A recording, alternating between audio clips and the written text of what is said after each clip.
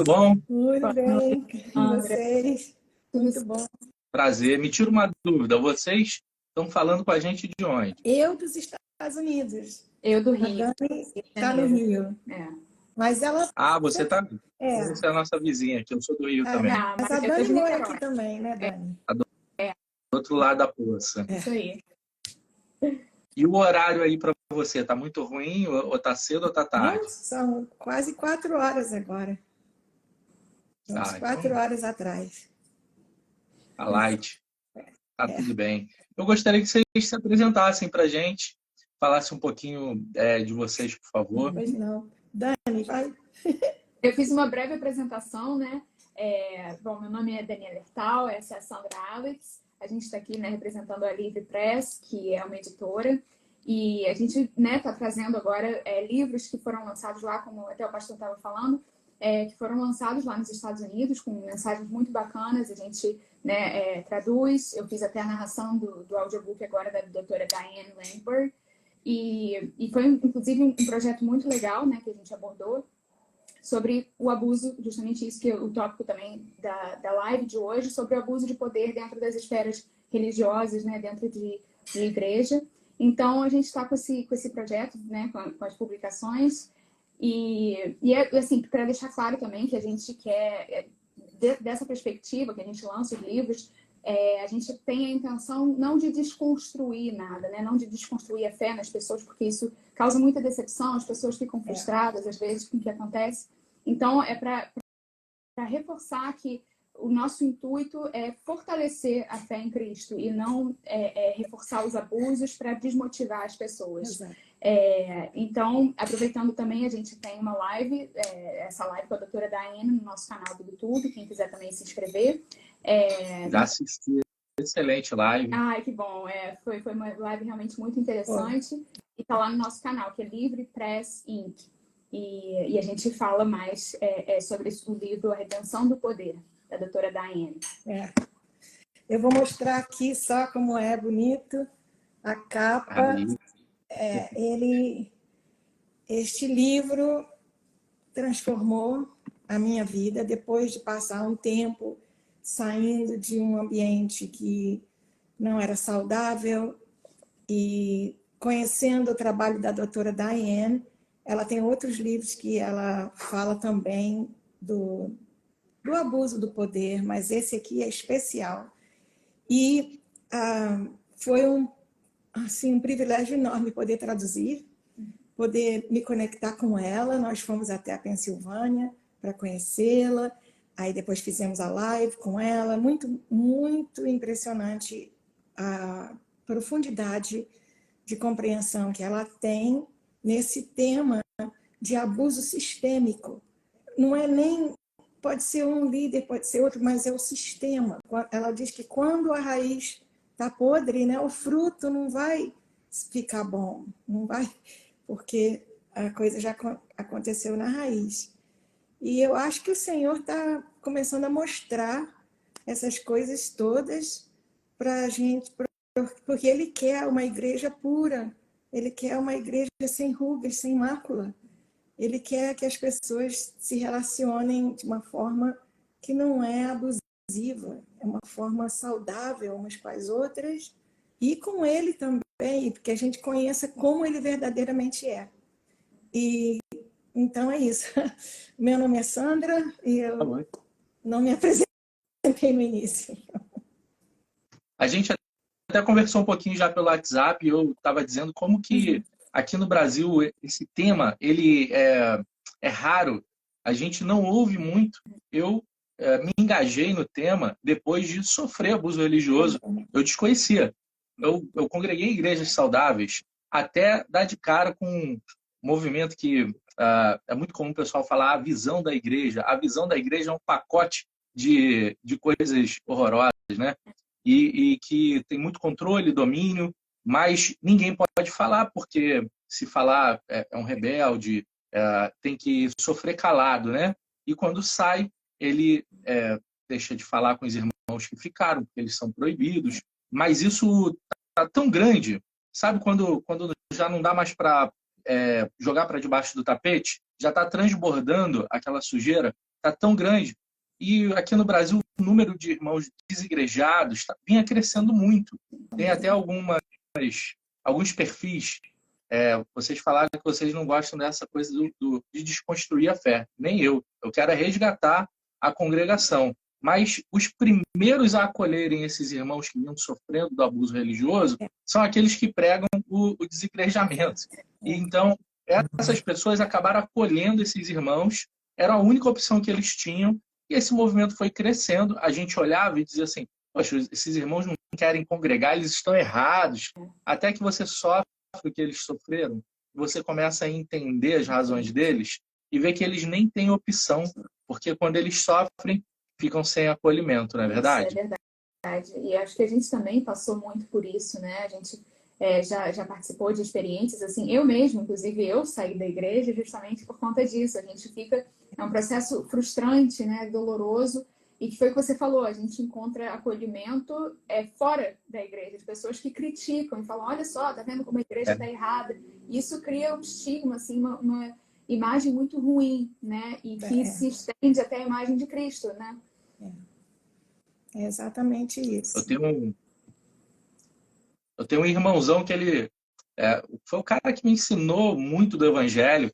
Ele dizia para mim... Há pouco tempo ele falou comigo, Renato, eu achei que você ia virar o Caio Fábio. Aí eu falei, não, pelo contrário, a gente quer ser uma opção. A gente quer ser aqueles que querem restaurar a congregação, que os irmãos tenham saúde para congregar. E não tinha essa opção. Os irmãos não falam sobre isso.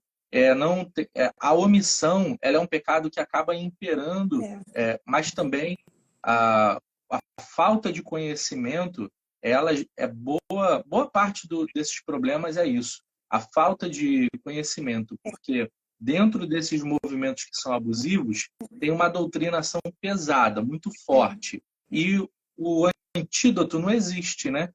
Quer dizer, ele ainda precisa ser propagado, ele existe, mas precisa ser propagado. Uhum. Pois é, quando as coisas começaram a ser expostas na igreja onde eu estava, eu fui procurar outras pessoas. Eu tinha uma amizade com o falecido Dr. Michael Heiser.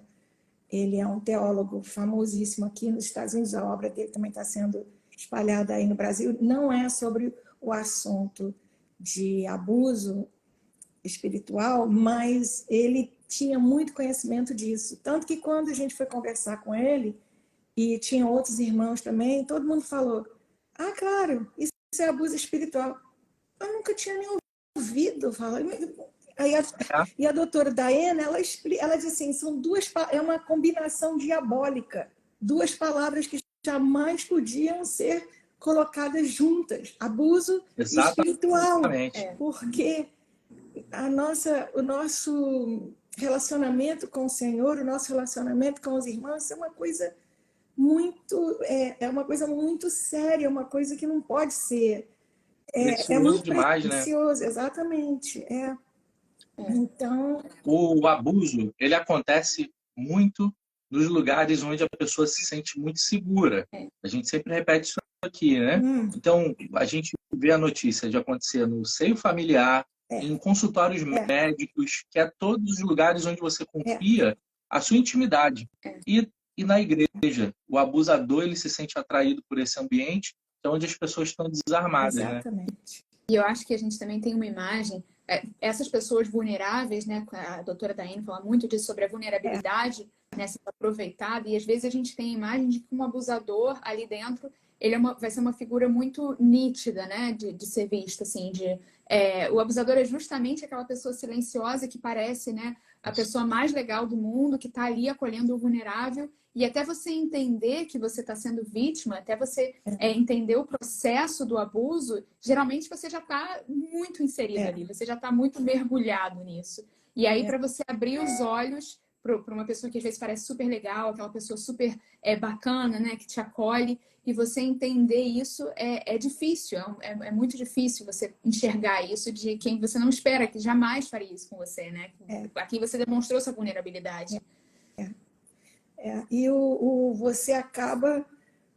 você tem um carinho por essas pessoas, por esses líderes. Muitos dos líderes são narcisos, infelizmente, tem que expor isso também, sabe? E você acaba achando que aquilo é do Senhor, você ama honestamente aquelas pessoas. Depois, depois eu me questionava também, pois será que isso era amor? É sei lá, um síndrome de Estocolmo, alguma coisa assim que você, né? Porque você está debaixo daquela coisa. Por exemplo, até agora que eu estou começando a saber tomar minhas próprias decisões. A gente tinha que perguntar tudo. Eu ia falar uma coisa... Uma curiosidade aqui. Há quanto tempo você saiu dessa situação do abuso religioso? 5 anos. Está quase chegando 5 anos. Estou fazendo terapia, tem que fazer terapia. Todo mundo, os jovens todos se fecharam para o Senhor, que é uma coisa... Dani já conversou com alguns, né, Dani? Porque... Muito triste, porque a palavra estava sendo usada para uma correção, fazer uma correção, para empurrar um Deus estoico, um Deus assim, vingativo. Se você não fizer, olha só. Um rebaixamento constante. Às vezes, não diretamente na sua cara, mas falava por trás justamente para manter o controle, né? Então, por exemplo, aí eu ouvi uma coisa negativa de uma pessoa, como você explicou aí, você saiu, né? Se você saísse da igreja, os irmãos se afastavam de você. Ou se você falava uma coisa negativa, bum, você não estava mais envolvido no círculozinho mais próximo, coisas assim. E eu acho que isso foi uma coisa muito difícil de você saber que, de repente, se o pastor está falando mal dessa pessoa, esse é o princípio básico, né? Se está falando mal dessa pessoa pelas costas, é claro que vai falar mal de mim também para outra pessoa. E é assim que eles mantinham esse controle, né? E isso causou muito dano nos relacionamentos, na Essas forma duas caras do líder, né? Ela é uma coisa impressionante. Quando a gente chega, nós somos conquistados pelo aquele líder narcisista. Você fala, poxa, eu nunca tive um pastor tão maravilhoso assim, tão carinhoso, que me manda mensagem, que me elogia, que me convida. Mas enquanto ele está te conquistando, ele está descartando alguém. E a gente até percebe isso. Ele sempre tem um vilão ativo. Até que você percebe que um dia tua vez vai chegar. Ele descarta aquele irmão que sai sofrendo até que a fila da maldade dele anda e chega na hora do teu ciclo e você passa a ser o sofredor, o vilão da vez, né? Nossa, é exatamente assim. E é curioso também, e é curioso a gente pensar que eu me pergunto até que ponto são pessoas que vão com essa intenção ou se essa dinâmica de você concentrar o poder, porque às vezes a pessoa até tem uma boa intenção, só que ela entra num sistema onde outros líderes também são maldosos ou são sedentos por poder, e até que ponto ela chegar num cargo de liderança, virar um pastor, ou então virar alguém numa posição de liderança e não ser corrompida, não ser contagiada por um sistema. Pelo e aí poder. ela começa a fazer isso com as pessoas vulneráveis. Tipo, será que... É uma pergunta genuína até que eu tenho. Será que todos os abusadores, eles começam com essa intenção ou a coisa vai perdendo, sabe? Perdendo o rumo e vão tomando dimensões que quando a gente vê, tomou a dimensão que não era esperada, sabe? E aí começa como o pastor falou, esse ciclo de descarte, esse ciclo de menosprezar outras pessoas, até a Sandra comentou,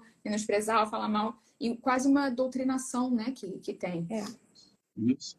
Numa igreja chamada Tov, eles abordam exatamente isso. Existe o perfil abusador, né, de um narcisista, um psicopata, mas eles tratam de um efeito psicológico de uma pessoa que tem uma ascensão ao poder muito rápida. Digamos aí um garoto que fez sucesso num negócio, numa startup, e ele se transformou num youtuber, ou então os famosos jogadores de futebol, ele ganha uma ascensão meteórica e era um bom caráter, era um sujeito bom, mas aquela ascensão de poder muito grande faz, eu esqueci o termo que eles usam, mas faz com que o caráter deles mude e eles começam a ter esses traços abusivos. E é claro, a doutrinação que você falou, tem um sistema doutrinário ali que é abusivo, o cara embarca nele e ele vai reproduzindo. Eu digo que é como o vampiro, né? Tem o vampirão principal que chega na cidade. Mas todo mundo que ele morde vira também um vampiro. E as pessoas são abusadas e elas passam adiante o abuso. Como eles vira uma cadeia, né?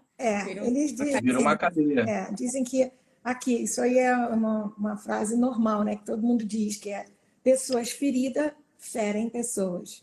É sempre assim.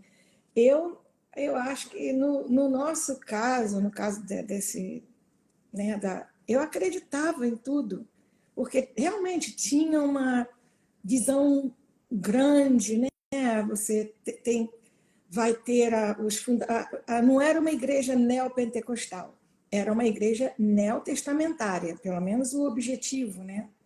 Era isso. Então, aquele conceito, eu era jovem, aquele conceito de ter apóstolos, profetas, evangelistas, e não serem personalidades, uma aqui, outra ali, não.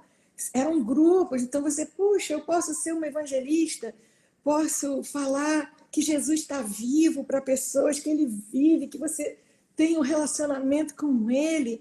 Aquilo para mim era assim, fascinante, né? E os profetas vão passar pelas cidades e vão, quando eles proclamarem a palavra, vão cair os espíritos, como é que se diz? Os principados e potestades, e aí o Espírito Santo vai dominar aquele lugar. Quer dizer, isso para mim eram coisas assim que, para uma pessoa jovem que está vendo o mundo do jeito que está e tem essa esperança, né? Jesus está vindo, tudo isso, aquilo se torna parte do seu coração, de quem você é. Mas quando eles foram implementar, a coisa foi ficando muito ruim, porque aí o poder sobe a cabeça, o poder corrompe o caráter, o poder faz com que a pessoa se sinta superior e passe a rebaixar o resto das pessoas, né? E você, então, se sente como... Você tem que adular aquela pessoa, você tem que...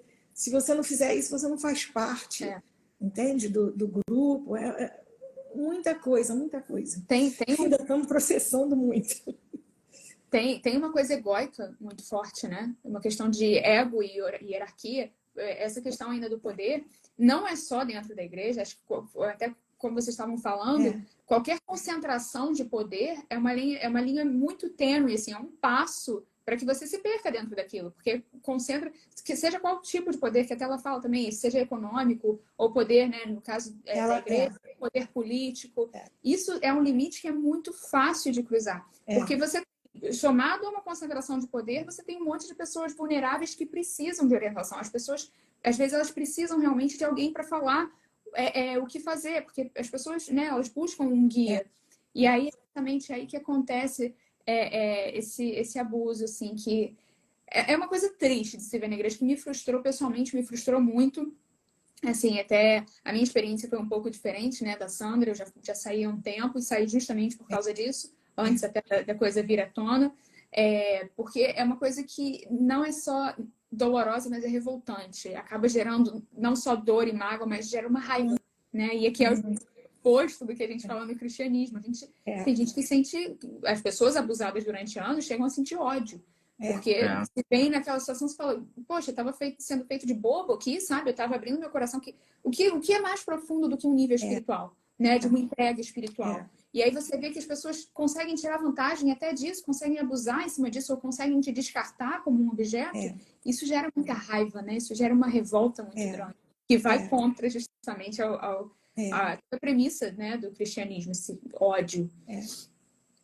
E o nível também de insegurança, porque justamente aquele posicionamento de você não saber se o pastor está falando mal de você, o que você fez de errado. Isso gera muita insegurança.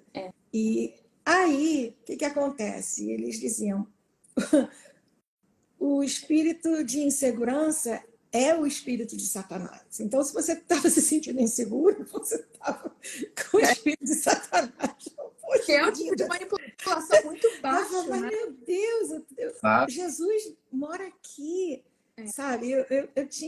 São muitas coisas assim que até hoje ainda eu estou fazendo terapia, também estou numa igreja saudável, graças a Deus, que focaliza na cura interior e ajuda as pessoas, fazem missões, tem orfanato para crianças traficadas, tem, assim, quer dizer, é uma obra que você fala, eu posso participar disso porque eu vejo que existe um coração, né? integridade, um caráter, é diferente, né, daquela coisa, como eles dizem aqui, voltada para si.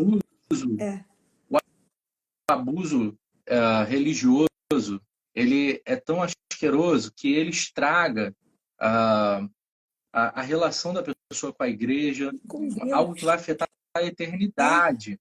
Então, quando ela chega, por exemplo, eu sempre repito aqui, né? Uma moça, um rapaz que teve um relacionamento abusivo, essa pessoa tem dificuldade de ingressar num outro relacionamento, porque até o eu te amo soa abusivo, soa falso, soa com segundas intenções. Aí o cara vai procurar uma outra igreja para congregar, o louvor faz lembrar da igreja abusiva, o gesto do pastor faz lembrar, e a pessoa fica travada para voltar aí à igreja. A gente tem uma tendência de generalizar na nossa cabeça. E outra questão é que esse modelo aqui no Brasil, ele expandiu tanto, esse modelo muito dominador, cultura da honra, cultura do discipulado, aquele livro que a gente denuncia sempre, lealdade e deslealdade, essa servidão muito cega à liderança, ela cresceu tanto aqui no Brasil, porque as pessoas olharam para o lado e viram a igreja de quem fazia isso, ela crescer, e o cara, ele adere pelo crescimento. Só que é muito abusivo. Aí você sai de uma, eu digo, o cara sai da igreja do lobo, vai para a igreja da raposa. E na nossa cabeça, todos estão iguais, todos são assim, não sobrou ninguém, fica igual o Elias na caverna, meio deprimido, não sobrou ninguém, não tem nem a quem eu recorrer. Vocês acham que está sobrando igrejas saudáveis, irmãos querendo congregar de forma saudável? Eu acho que está faltando muita igreja saudável, está faltando demais. Inclusive, eu tenho dificuldade, né? Meu processo espiritual, um processo muito pessoal, né? Cada um tem seu processo espiritual, mas depois dessa dor, às vezes, eu prefiro assistir cultos online do que ir à igreja, porque foi o que você falou, tudo remete, é um trauma.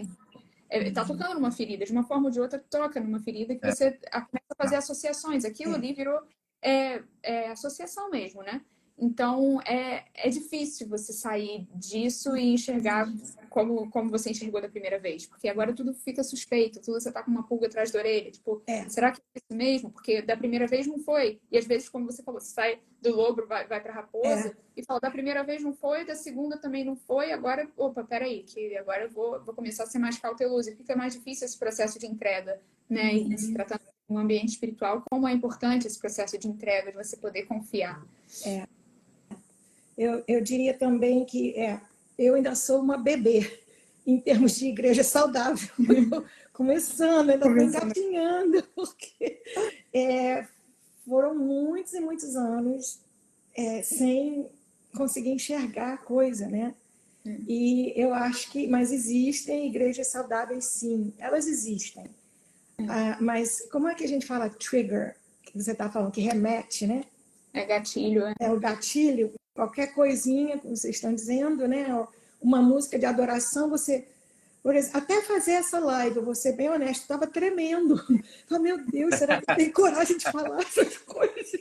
Mas como ela... Falar é terapêutico, né? A gente coloca para fora isso Pois é. frustrado. E é revolucionário, né? Porque e a as doutora pessoas Daiane falou também, isso me encorajou bastante, aquela história que ela conta, né, depois vocês têm que assistir a live lá no YouTube, no canal do YouTube, Livre Press Inc., tem a live lá com ela, sensacional, e ela diz, e é que quando você acende a luz, os ratos fogem. Então eu falei, então vamos acender essa luz, Senhor, tem que acender.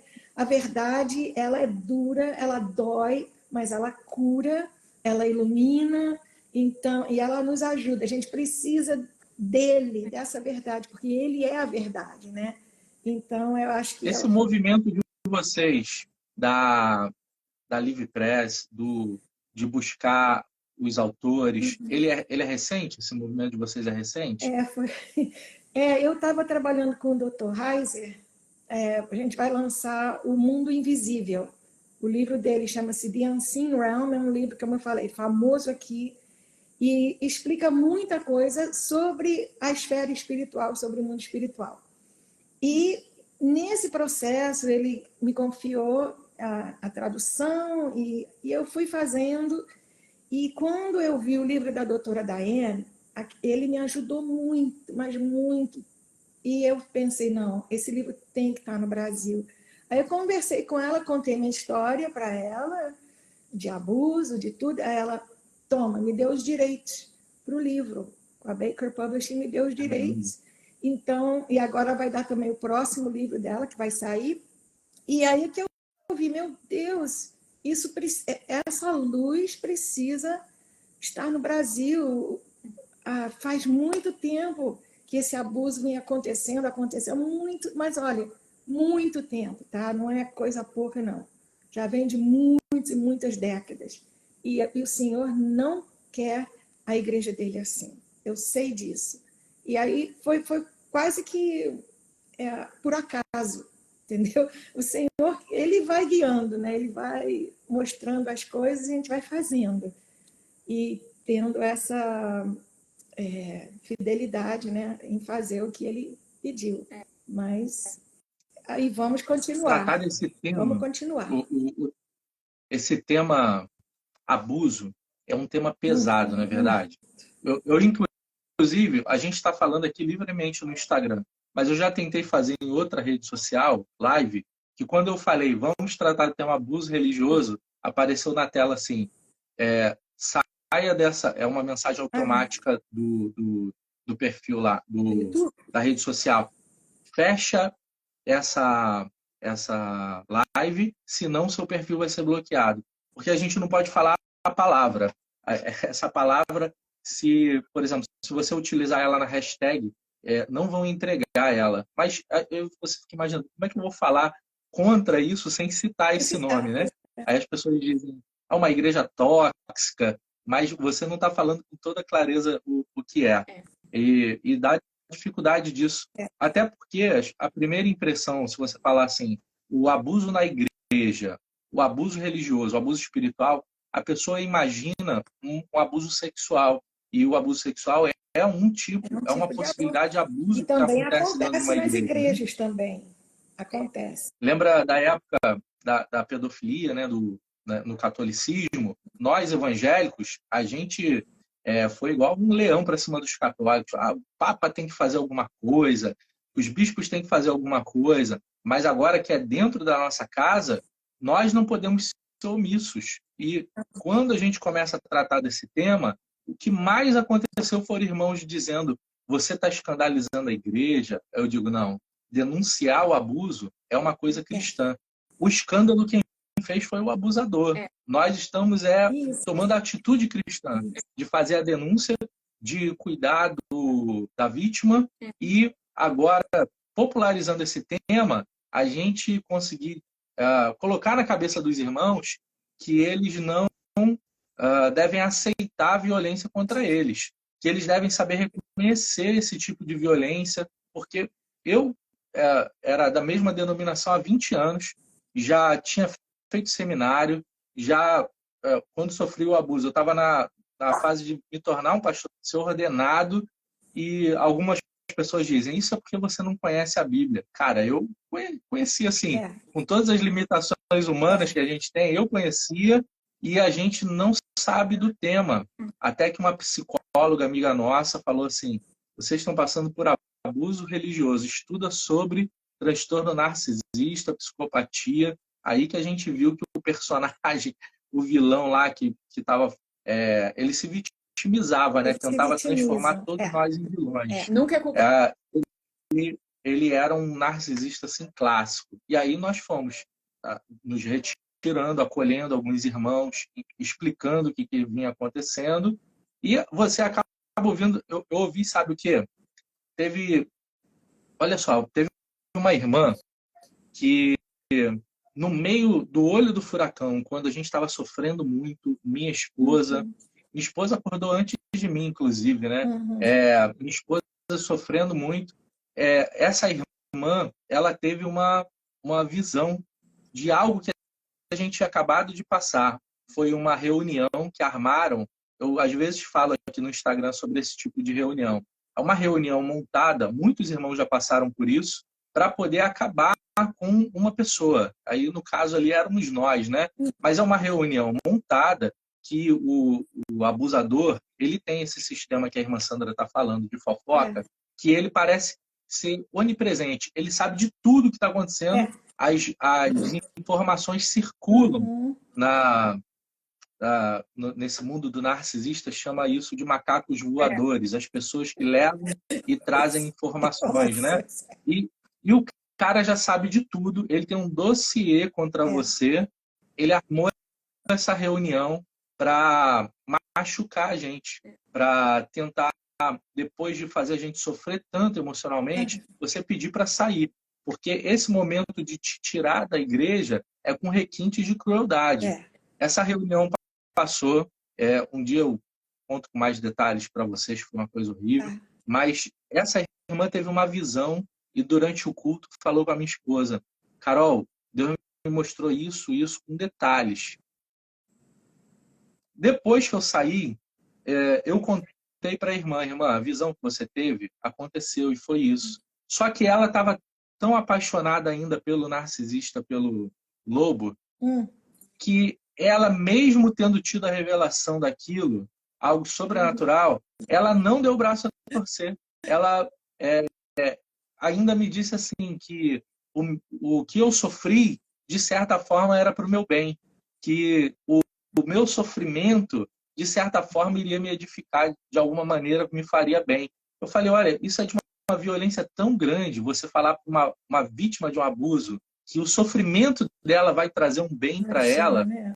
E aí a gente percebe que irmãos, até piedosos, eles estão totalmente alheios a esse tema, que eles não sabem nem o que pensar a respeito.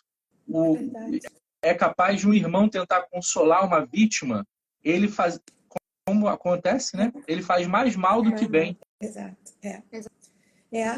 A doutora Daiane falou disso também na nossa live, ela disse, porque as perguntas foram vindo, né, de pessoas que passaram por isso, obviamente. E aí ela disse, é muito melhor você sai, começa de novo, entendeu? Porque ficando ali, as pessoas já te veem de uma certa forma, porque foram condicionadas pelas palavras dos líderes, e fica aquele ambiente que não é saudável, né? Que foi... Não, pode falar. Não, eu ia só dizer que quando as coisas começaram a ser expostas, né, na igreja, eu falo, meu Deus, eu não sei o que fazer, não sei o que fazer. Eu fui dormir com a Bíblia tocando. E aí eu acordei com Ezequiel 34. Eu falei, o Senhor está falando comigo. Olha só, falando. É isso aí, ele está falando 34. exatamente o que a gente viveu, explicando palavra por palavra por palavra. Aquilo se tornou a minha realidade. Ali foi uma coisa que foi minha. Ninguém me falou disso, ninguém pode dizer, eu falei isso para ela está só repetindo. Não, aquilo foi uma realidade para mim. E eu enxerguei como que a gente vivia, né? E nesse livro, A Redenção do Poder, que, aliás, o pessoal que está promovendo, eles estão promovendo junto com esse da igreja chamada TOV. E agora eu estou pensando, será que é por isso que o livro não está vendendo muito? Porque tem a palavra ABUSO, será que é isso? Eu não sei. Mas ela fala também do Ezequiel 34 e ela tem um capítulo inteiro falando de como isso acontece e de como eles tratam você com esses Muito pastores, né? E aí também o Senhor agora é o nosso pastor. Ele diz, eu vou pastorear as minhas ovelhas. Ninguém vai pastorear mais elas, não. Falei, Senhor, é isso que diz o texto. Então é assim, né? E até falando ainda sobre essa coisa de confrontar, né? Que foi, acho que eu senti isso na pele quando eu confrontei e eu fui completamente assim, ignorada e posta de lado, né? Porque você questionar, porque até tô lendo aqui os comentários e muita gente também falando sobre como as pessoas às vezes são postas em posição assim de deuses, né? Então você não pode questionar essas pessoas, você não existe uma hierarquia que você tem que silenciar ou te descarta. É uma hierarquia. É muito difícil isso, né? Eu acho que por isso que é tão importante as pessoas falarem, porque juntas elas conseguem derrubar um sistema abusivo. Uma pessoa sozinha é muito difícil. As pessoas juntas conseguem, né? Derrubar. Tem uma irmã perguntando aqui os livros que a gente está citando. Vocês podem explicar como a pessoa faz para adquirir, para ler ou ouvir o audiobook da Redenção do Poder? Eu posso sugerir que as pessoas sigam a Livre Press Inc., né, que deve estar aparecendo aí, eu não sei se está aparecendo, mas Livre Press Inc., INC, e ali tem todos os links para obter em forma de audiolivro, em forma de e-book, em forma de e a forma impressa também, tá? E uma coisa que eu vi, eu acho que o nome dela era Rosana, não sei, falar que vão começar um estudo sobre a igreja chamada TOV, se vocês pudessem encorajar também estudos sobre esse livro da doutora Diane. Eu garanto, é difícil porque ela expõe muita coisa, mas eu garanto que vai trazer Jesus para mais perto do seu coração, porque a verdade nos liberta, e ele sendo a verdade, e a forma dela mostrar o Senhor é uma forma tão pura, ela é tão profunda, tão carinhosa com as pessoas, sabe? E eu acho que vai ajudar, para mim, me ajudou, transformou a minha forma, para você também, pois é. Às vezes eu até tinha que parar, como eu falei, eu fiz a narração, eu tinha que parar durante a leitura, era uma mensagem tão forte que eu falava, caramba, peraí, deixa eu dar uma pausa aqui, digerir, respirar, porque é uma coisa assim. E ao mesmo tempo ela trata muito carinhosa, foi como a senhora falou, ela tem uma empatia muito grande, ela sabe o que ela está falando. Então é um acolhimento, uma empatia que enfim, que acho que reforça ainda mais o poder que esse livro tem. Foi o que você falou. Eu também senti eu acho que esse livro tem uma carga, um poder espiritual muito forte. Eu senti isso. E ela é uma pioneira. Eu ainda não li, mas assim que eu ler, eu faço uma resenha, vamos divulgar mais o livro, com certeza. E se pessoas das igrejas saudáveis, né? Porque é isso uma coisa também. Alguns pastores falam, sim, eu vou ler, mas não querem falar disso na igreja. Mas eu acho que é importante, entendeu? As pessoas terem esse conhecimento, não vai machucar ninguém, ao contrário, vai ajudar. E se pudessem mencionar nas igrejas, né, fazerem esses estudos, todo mundo estudar junto, vão ter um encontro, Jesus vai estar falando assim para o seu coração, é uma coisa... Mas é impressionante como que nós, de cidades diferentes, de estados diferentes, a gente passa por uma situação bem parecida. O sistema bem semelhante, dando pequenos detalhes só. Às vezes, produzindo conteúdo aqui, algum irmão dizia assim, já sei, você era da igreja tal, e eu não era, nunca fui dessa denominação. Só que é tão parecido o sistema que a pessoa se identifica. E já me disseram que eu era de diversas denominações.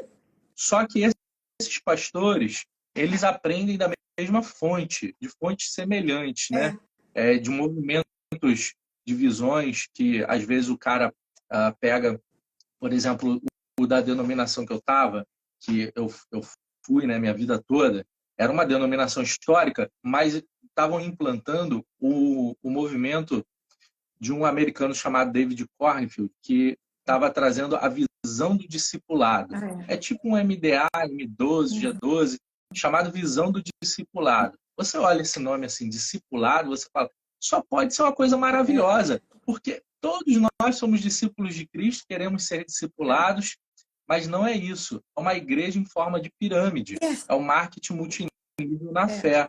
Então, a igreja deixa de ter a forma do corpo de Cristo. Eu tenho batido nessa tecla aqui, o corpo de Cristo é formado por membros. Então, a irmã Dayana chega na igreja, os dons e talentos dela dão forma àquela comunidade local.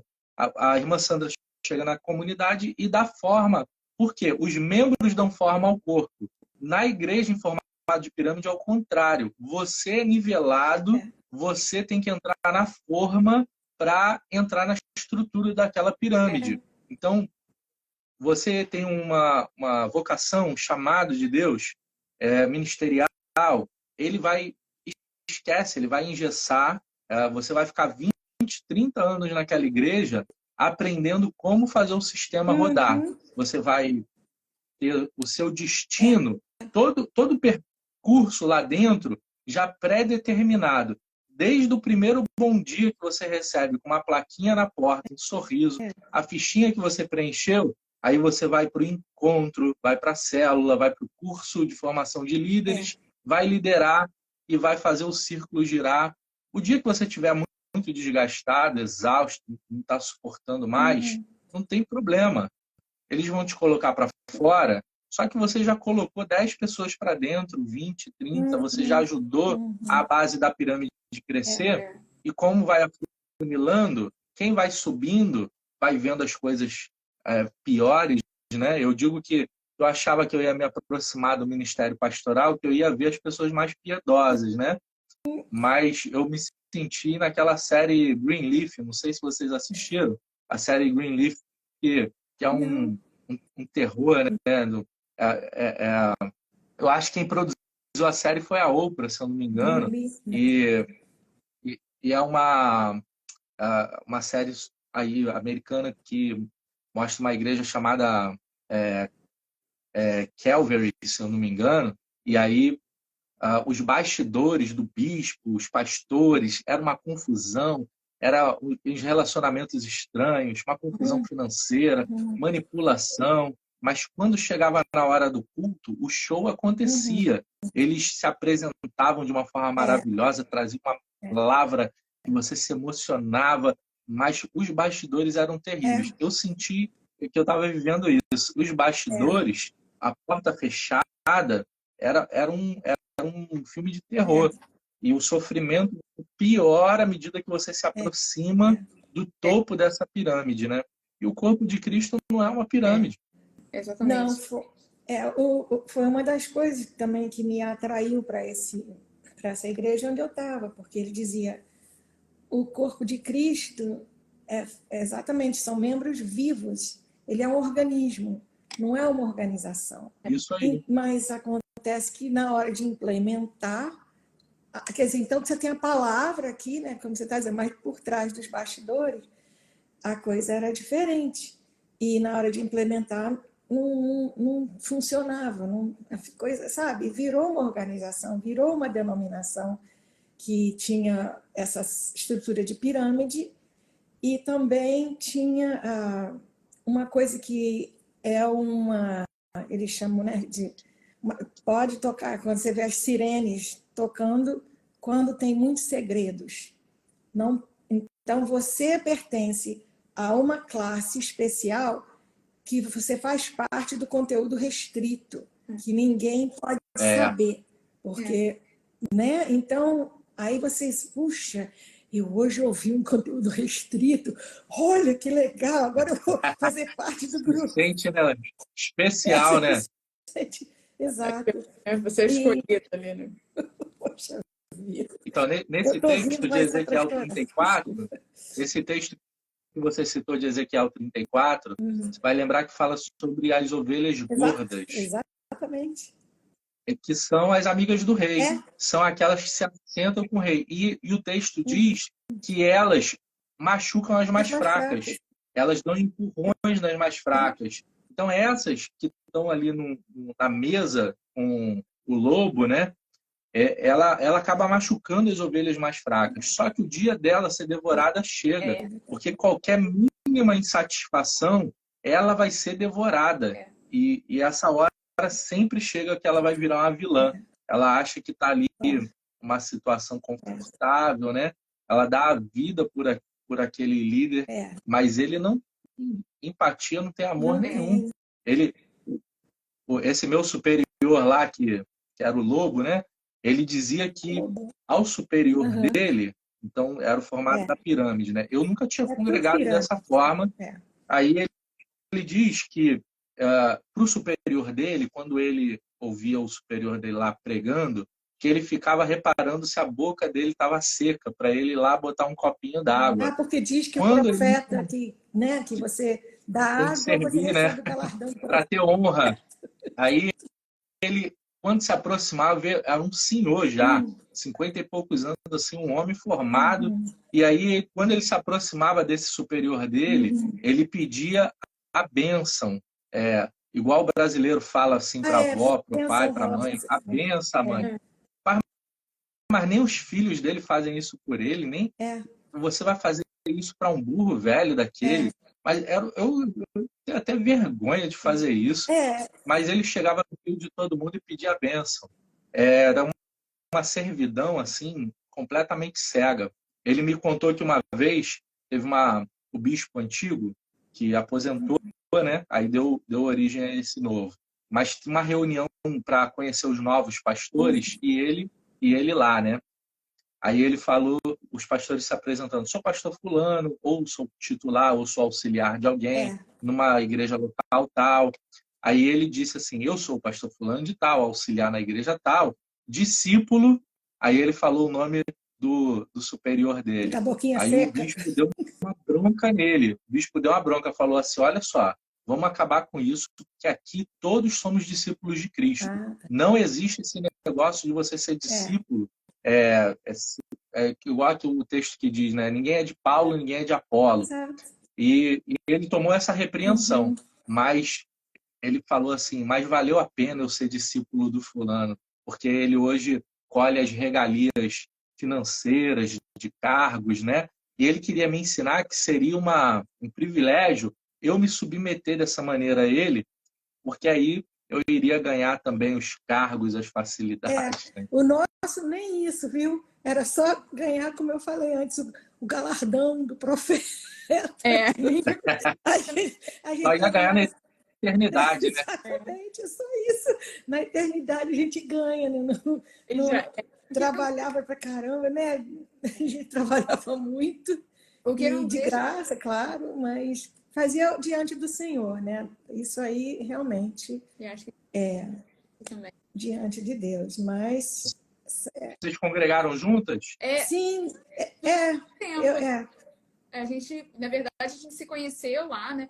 Porque na verdade, meu processo foi um pouco mais curto. Eu era mais novinha e quem começou foi os meus pais. Foram os meus pais. Eles começaram a igreja. E aí eu era adolescente, fui para a igreja a primeira vez. E aí eu era um pouco rebelde, né? E aí eu comecei a questionar algumas coisas. E aí depois de adulta eu voltei e foi quando eu questionei. Só que nesse meio tempo foi quando eu e a Sandra a gente se conheceu. E foi muito... Na igreja tinha muita gente também muito legal, né? Que tinha realmente esse coração. A Sandra, claramente, era uma que a gente se entendeu logo. Nos conhecemos na igreja em Niterói. Em Niterói. A igreja tinha em Niterói também e tinha aqui nos Estados Unidos também, entendeu? E aí a gente se via aqui nos Estados Unidos, né? Quando o pessoal se reunia. Ir lá. É. E aí, quando eu fui depois adulta, eu já devia ter, acho que 21 anos, foi quando eu comecei a questionar, assim, mas... Aí eu saí da igreja mesmo, só que eu e a Sandra, a gente manteve contato, ficou...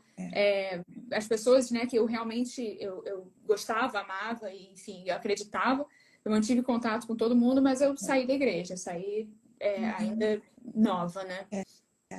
E a igreja... Porque a melhor parte, nesses ambientes abusivos, assim, religiosos, a única coisa boa que tem lá são os irmãos, né? A gente sente falta de muita gente.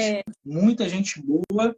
E quando a gente sai, a gente sabe que eles estão lá sofrendo. Sabe que eles ainda estão girando naquele ciclo e a do gente, abuso. às vezes, tenta alertar, só que justamente aquilo que você estava falando, pastor, as pessoas, elas tentam ajudar, né? Falando, não... tipo, dizer que tudo está bem e, de certa forma, você que está errado. Você que... É sempre assim. Não, isso...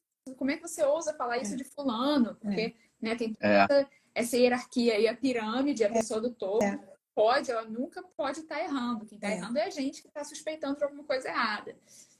E a nossa foi um pouco diferente, porque foi um êxodo. Saiu todo mundo. Só ficaram os pingardos.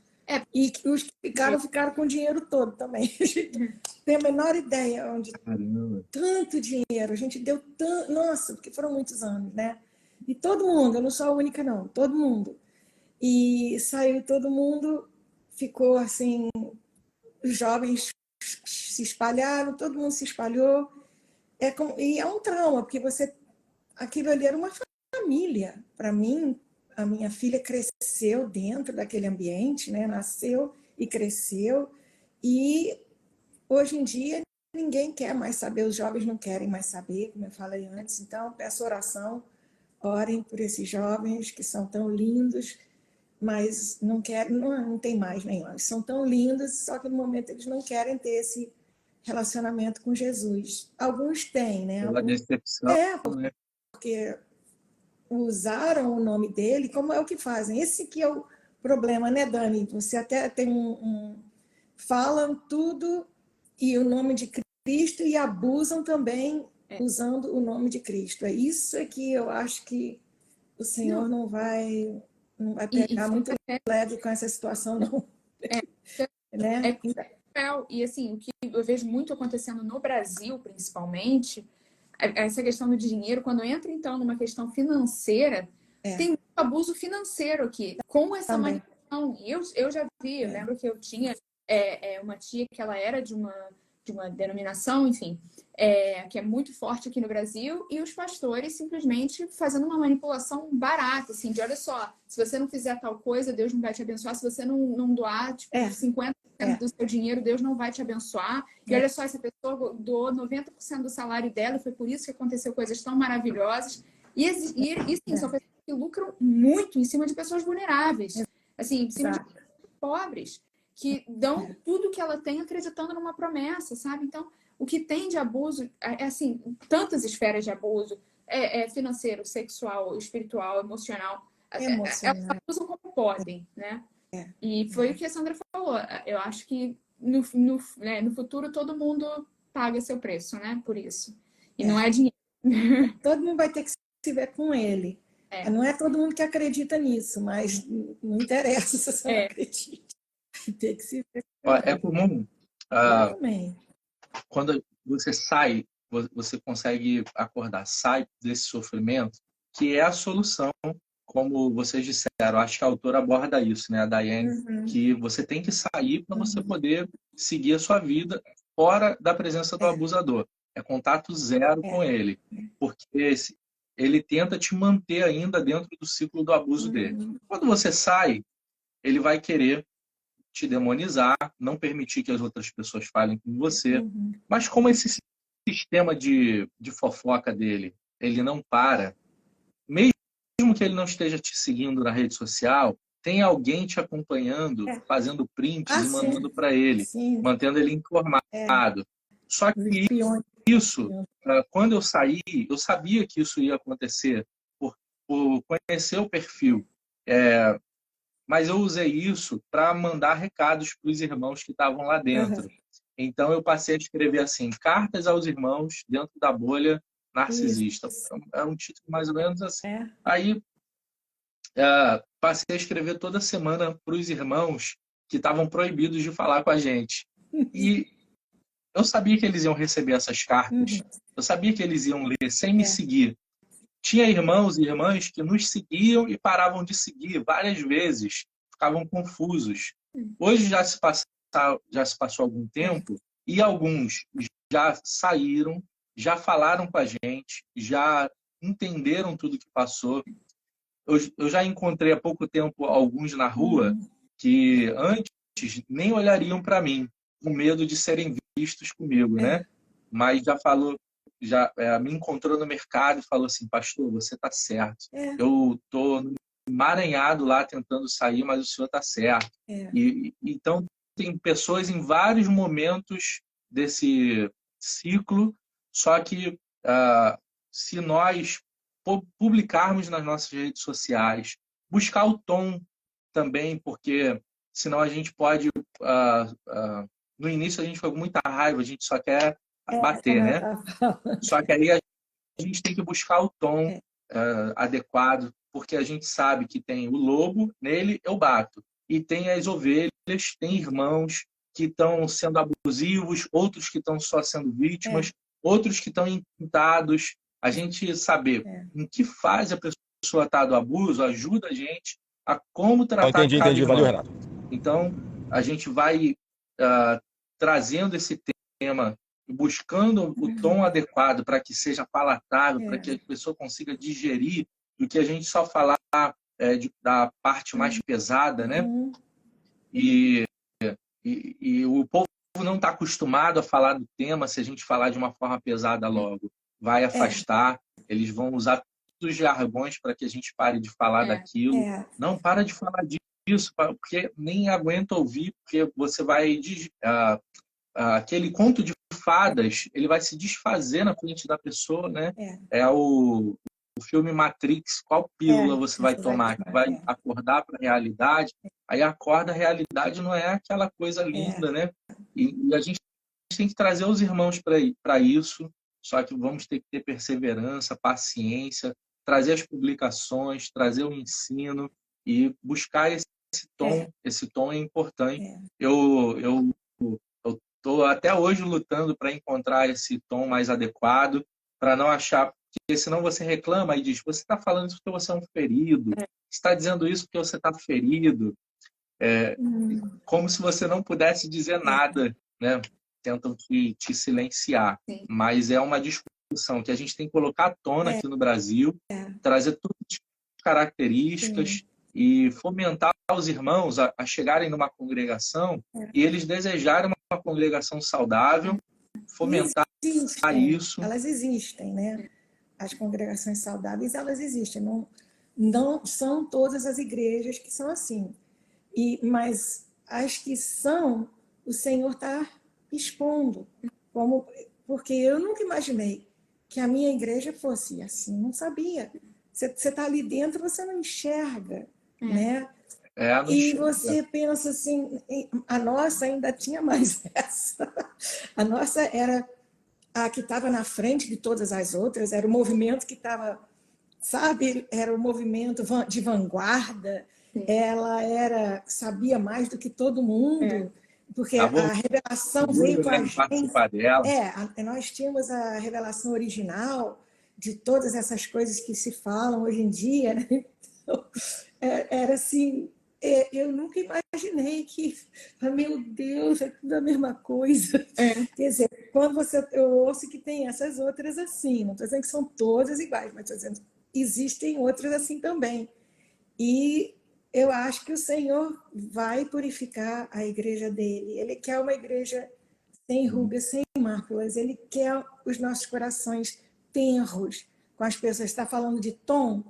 Eu acho que se você existe tem uma fase que você vai ficar zangado. Eu fiquei muito zangada, não nem por eu ter sido vítima e ser machucada, mas pelo que eu vi que fizeram com os outros. sabe? Com as ovelhinhas. Eu falo, meu Deus, essas ovelhinhas. Não pode, isso não pode, né? Mas o nosso tom tem que ser um tom tenro, você tem que sempre falar de Jesus, porque ele é o fundamento da igreja, é sobre esse alicerce que a gente está fundamentado, é assim que a gente é irmão, né? Porque sem ele, sem o Espírito Santo, a gente não é nada. Então, eu acho que esse tom é um tom importante da gente mostrar sempre a personalidade, o caráter, o cuidado de Jesus. Sempre está refletindo isso. Toda a Daiane fala muito sobre isso, sabe? Quando a gente está se a gente está expressando ele ou não, está expressando um abuso de poder, né? Isso é importante. Exatamente isso. Uma forma de trazer esse tom melhor que eu venho há algum tempo procurando tratar, inclusive a gente deu o nome para a live aqui, Igrejas Saudáveis. É a gente falar a igreja saudável em detrimento de uma igreja tóxica, né? Mas nós dizemos que características são essas de uma igreja saudável? Onde que eu gostaria de congregar? Onde que, se a gente congregasse, nós teríamos uma saúde emocional, a igreja precisa ser saudável nas relações entre os irmãos e na doutrina, a pregação bíblica, né? Ser uma igreja bíblica. Mas a igreja tóxica, ela é o oposto disso. Eu já fiz alguns estudos aqui, parando para ouvir diversos pregadores famosos do Brasil. A quantidade de conteúdo bíblico deles na mensagem é muito pequena. Às vezes chega a 20%, e o cara abandona o texto e vai falando as coisas da cabeça dele. Alguns outros até pregam o texto bíblico, mas ele não prega o evangelho, porque o cara chega lá no texto e fala assim, Moisés foi o primeiro líder de célula, porque ele fez os juízes e ali estava fundando o movimento celular. Mas que história é essa, gente? O cara olhar para as escrituras para pregar a própria definição, a própria visão. Tem esses dois perigos. O que usa o texto bíblico para trazer a sua própria mensagem. O texto bíblico é um agente de confirmação da ideia do cara. Tem que ser o oposto, né? A gente traz os nossos testemunhos, nossos autores, nossas reflexões, tudo para fortalecer o texto bíblico. Então, esses são problemões. E nós estamos plantando nossa igreja, a gente chama Igreja Raiz. A gente está com essa ênfase. Nossa ideia é nossos irmãos, a congregação, ela já iniciar nessa base de uma igreja saudável, de estar sempre atento na relação entre os irmãos, que a mensagem seja bíblica, que a gente resgate coisas como a ação social, se a natureza da igreja, o evangelismo, as coisas mais simples que uma igreja tradicionalmente tinha, do que essa pegada empresarial dela, né? Essa ideia da igreja saudável, acho que é uma discussão que a gente tem que colocar, as pessoas têm que comentar e se perguntar, minha igreja é saudável? Isso está trazendo saúde para minha família? Ela está tomando todo o meu tempo? Ela toma meu dinheiro? Essa parte da família, uma igreja que começa a separar as famílias, uma igreja onde está cheia de divórcio para a direita e para a esquerda, uma igreja que se mete... Como é que é o nome desse documentário que saiu? É Gente Feliz? Não. Eu esqueci, que saiu agora no Amazon. Depois a gente bota aqui, falando daquela família Duggar, que tinha 19 filhos. E eles expuseram nesse documentário o Bill Gothard, que é um líder que dava pitaco na vida das famílias todas, na vida dos filhos, como que deve criar o filho, papapá. Mas ele mesmo era um solteirão que não tinha família nenhuma, não tinha filhos e acabou sendo um pervertido né, um degenerado que mexia com as meninas jovens. Então, assiste o documentário e depois vê o que é. Mas eu tenho o título dele, Gente Feliz, sei lá como é que é. Tem no Tem um Amazon. documentário também, tem um no Netflix, Rezar e Obedecer, uma comunidade mormon. Eu assisti esse também. Que ali uma referência muito boa, porque é levado ao exagero. A bolha religiosa numa igreja local abusiva, ali é levado ao extremo, porque ali vira uma comunidade bem maior e o controle, o abuso é mostrado ali de forma extrema, mas o padrão é o mesmo. O padrão mesmo de uma igreja local abusiva. Aquela liderança que quer ser o mediador entre o povo e Deus. Né? Essa daí, eles eram até militantes. Chama-se Felicidade Aparente. Os Segredos da Família Duggar, com D-U-G-G-A-R. E essa me pegou também. Eu falei, meu Deus, porque elementos da visão, né, daquilo que me atraiu originalmente para entrar para essa igreja, eles estavam implementando nessa seita aqui, só que é uma coisa completamente deturpada. E tem jovens que não, jovens que saíram, que disseram, meu Deus, eu não posso ficar nisso, né? Então... Tem uma irmã colocando aqui, que tem um no Netflix, a pastora que exigia que as pessoas emagrecessem. Isso, eu já ouvi muito relato aqui no meu Instagram, os irmãos dizendo que tem igreja, aqui no Brasil, das famosas, não é uma igreja desconhecida, uma seita que ninguém conhece, das famosas. Tem igreja obrigando irmãos a fazer vasectomia. O cara nunca teve filho, até solteiro. Igreja que obriga o emagrecimento. Que maldade. Você falou sobre essas reuniões secretas. O que tem de líder religioso hoje, das grandes denominações, por exemplo, da que eu era, eu sei que tinha, fazem reunião em sauna para que ninguém leve câmera ou gravadores.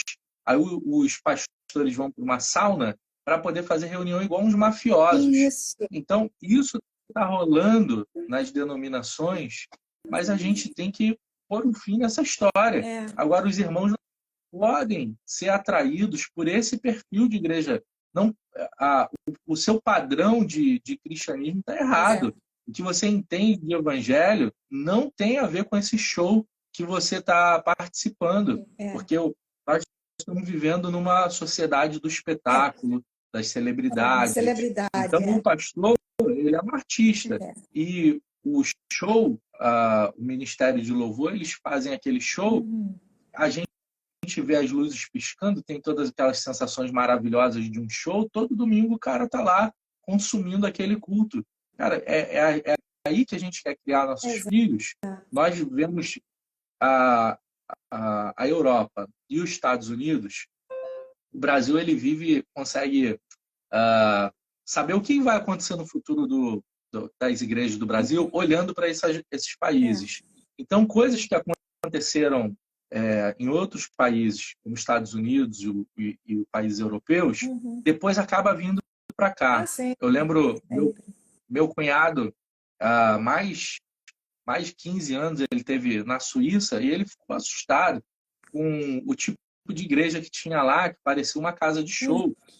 E o prédio anexo à igreja, ao templo, né, o culto, tinha um pub, e o pessoal ia lá, tomava os drinks, e era um bar como aqui no Rio de Janeiro tem a Lapa, né? E depois tinha... E o pessoal entrava para o culto e tinha essa coisa super moderna. E não existia isso aqui no Brasil. Não existia.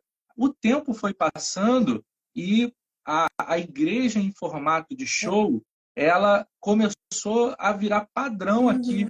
Agora, uma expectativa primária. O cara entra numa igreja, ele já espera aquele show acontecer, as luzes apagarem e a coisa acontecer. que a gente está esperando da nossa fé? O que vai ser da próxima geração? Será que esse tipo de igreja, ela sustenta a próxima geração? Eu sei que nos Estados Unidos, os jovens, eles estão desistindo da congregação. E aqui no Brasil vai acontecer isso, seguir essa onda. Você sustenta e enche a geração atual, mas não vai sustentar nem a dos filhos, nem a dos, muito menos a dos netos. Não é algo que constrói uma civilização. Esse formato, ele é muito momentâneo, ele é hedonista, ele é do prazer de agora, mas ele não sustenta. É fraco no ensino bíblico. Quantas igrejas, elas acabam com a escola dominical, com o ensino bíblico, e vira escola de formação de líderes. E aí só vai aprender a visão. E a família, né, é que sofre com isso. Porque cada um é tão dedicado na sua área que acaba os filhos ficando num ambiente que não é o de família, porque a família está servindo o tempo todo e não tem aquele núcleo. E é isso justamente que eu acredito que essa seria uma área de batalha mesmo, de destruir a família nuclear, sabe? Porque exatamente. onde... E alguns se confortam assim, eu vou ficar nessa igreja, porque mesmo sendo estranha, pelo menos meu filho está no grupo de jovens lá. Cara, mas ele está lá no grupo de jovens passando tempo, que a vida adulta dele não vai ser servindo ao Senhor, pelo menos pelo andar da carruagem não vai ser, porque ele não tem raiz, ele não está aprendendo evangelho. Um exemplo, né? Um exemplo. Isso a família, para mim, hoje em dia, embora a minha família não esteja no momento como era para estar por causa disso tudo, né? Eu acho que é a coisa mais importante do mundo. A família. E eu entendo, como você falou no início, que existem famílias que não são saudáveis também, assim como existem igrejas que não são saudáveis, mas a família que está unida com o Senhor no centro, eu acho que vai ser bem sucedida. Existe o exemplo, existe a coisa sendo vivida ali dentro daquele ambiente. Como você trata sua esposa, né? Como você trata seus filhos, reflete. Existem requerimentos, exigências para alguém funcionar como um líder numa igreja, não é? Quais são? Aqui a irmã está até contando aqui, olha, vivi isso, minha família foi criticada porque nós viajamos para celebrar as bodas de ouro dos avós e aí disseram que eles estavam entregando oferta de Caim, deixando a igreja em segundo plano. É uma aberração dizer isso. Isso é uma aberração. Irmã, a meu foi porque eu fui enterrar meu pai. Meu Deus. É inacreditável. Aí você não é tão dedicada, entendeu? A gente vê também algumas... Eu acho até que li uma irmã escrever aqui sobre isso. Às vezes, o lobo, ele percebe que no casal, um dos dois está despertando. Então, ele começa a cativar o que ainda não despertou para poder colocar um contra o outro. E começa a dar briga dentro de casa. Aí, digamos, a moça querendo sair, ela conversa e o marido, ele fica cego com o lobo, só que ali o lobo ele está fazendo intencionalmente. Ele vai destruir aquele casamento e ele vai ter prazer em fazer isso. E tem também o caso reverso, né? Que às vezes, quando você tem uma pessoa em posição de poder que tem, como você falou, tem o lobo e tem as ovelhas gordas. As ovelhas gordas. Às vezes, dessas ovelhas gordas é abusivo, por exemplo, um homem sendo abusivo com a esposa, mas o pastor, justamente o lobo, por ter interesse nessa ovelha gorda, às vezes ele fala que a mulher não pode se divorciar, por exemplo, quando ela está sofrendo abuso pelo marido, por exemplo. Abusos abusivos, né? E casos severos, às vezes até de violência doméstica, mas contanto que seja do interesse do pastor, do lobo, ele às vezes deixa as pessoas em situações mesmo extremamente vulneráveis e até perigosas, né? Contanto que seja do interesse dele. Se você está servindo ele, qualquer crime que você cometa, pecado mais grave, pior que seja, para ele não vai ser fichinha. Inclusive os dele próprio são tudo... eles dizem assim, todos erramos, todos temos nossos erros, nossas falhas. Mas se você já estiver num ponto descartado, você não pode nem falar nada, você não pode pisar no pé de ninguém. Qualquer besteirinha que se faça vira um estardalhaço, você é um infiel, você é um desleal, está quebrando princípios. Essa é a bolha, é uma bolha abusiva. Você sente que ali é um mundo paralelo. Tudo faz sentido só dentro daquela bolha. Quem está de fora, se você contar o que acontece lá dentro, o cara diz, não é possível, isso daí é esquisito. Mas lá dentro parece fazer sentido. Exatamente isso. Eu sempre indico a série WandaVision, do Disney Plus, que é a super-heroína Wanda, ela faz uma bolha em uma cidade. Então é uma referência muito boa dessa bolha. As igrejas vivem isso quando tem um líder narcisista ali. Exatamente. É verdade. Exatamente. E às vezes não é só um, às vezes são vários. Um grupo. Os lobos às vezes andam juntos, né? Tem os lobos solitários e tem aqueles que andam em bando. Irmãs, eu acho que foi muito boa essa live. Eu acho que eu estou olhando a hora aqui. Já avançamos um pouco, né? Foi muito bom. Vou falar para as pessoas, então, não esqueçam de comprar esse livro, A Redenção do Poder, como entender... Segue o perfil delas. Diane Langberg, como entender autoridade e abuso na igreja. Talvez tendo essa palavra, eu não sei se botou o livro lá para baixo, não sei, mas esse livro vai ajudar muito, vai ajudar vocês também, o seu grupo.